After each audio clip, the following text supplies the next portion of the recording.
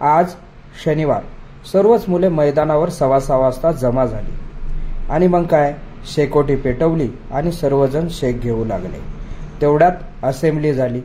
सर्वच मुलं धावत पळत येऊन एकत्र जमा झाली आणि मग कुठे जायचं आहे तर शनिवारी लॉंग मारायला जायचं असतं।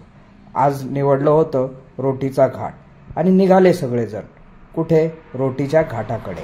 धावल्यानंतर काही खायला नको का म्हणून केळीचं कॅरेट घेतलं होतं ते एक जणाच्या बाईकवर ठेवले आणि निघाले। आपल्या आपल्या टू व्हीलर घेऊन सगळेजण एकापाठोपाठ एक रोटीच्या घाटाकडे प्रवास करू लागले। मुलींनीही आपल्या आपल्या बाईक्स आणल्या होत्या त्याही निघाल्या। सर्वजण जमून आता धावण्यासाठी निघाले। गाड्या लावल्या आणि सर्वजण घाटाच्या दिशेने धावू लागले। घाट मोठा कठीणच होता। जसा घाट लागला तशीच दमछाक होऊ लागली, परंतु सर्वांनी सोबतच घाट मारायला सुरुवात केली आणि सर्वजण घाट चढून वर येऊ लागले। सर्वात पुढे सारंग धावत होता। घाट चढून वर येता येता सर्वात पुढे मयूर दिसू लागला आणि त्याच्या मागे विराज दिवेकर धावताना दिसू लागला। अशा पद्धतीने सर्वच जण घाट चढून वर येऊ लागले। वर येता येता पुरती दमछाक झालेली होती।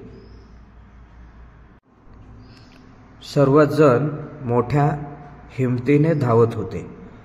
पाठीमागे मुलीही होत्या, त्याही संपूर्ण घाट चढून वर आल्या होत्या। जे मागे राहिलेले होते तेही हळूहळू घाट चढून मुख्य रस्त्याने धावू लागले होते आणि मग तो पुढचा प्रवास सुरू झाला उंडवडीकडे। साधारण 14 किलोमीटरचा हा ट्रॅक जाऊन येऊन 28 किलोमीटर भरतो। आता अंगावर शर्ट देखील नको वाटू लागला, पण ही धावाधाव सुरूच होती। आता मात्र सर्वांमध्ये खूपच अंतर वाढले। या अख्ख्या महामार्गावर, पालखी महामार्गावर फक्त आपलीच मुले धावताना दिसत होती। मुलांमध्ये अंतर वाढलेले होते। 1 किलोमीटर पर्यंत धावणारी मुलं दिसत होती।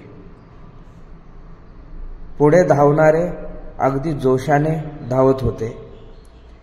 हे पहा, सुयशने तर अंगावरची शर्ट बनियालही काढून टाकली। आता मुले धावत धावत अंतिम टप्प्यापर्यंत पोहोचली होती। ते एका टेकडीकडे वळाले। त्या ठिकाणी सुरुवातीला काही हिल्स मारायच्या होत्या। हिल्स मारून झाल्यानंतर ठरलेला तो कार्यक्रम होताच, केळी कॅरेटभर केळी संपवण्याचा। मग सर्वांनी 2 डझन हिल्स मारल्या आणि मग 1-1 डझन केळी फस्त केली। असा तो जोरदार कार्यक्रम संपन्न झाला।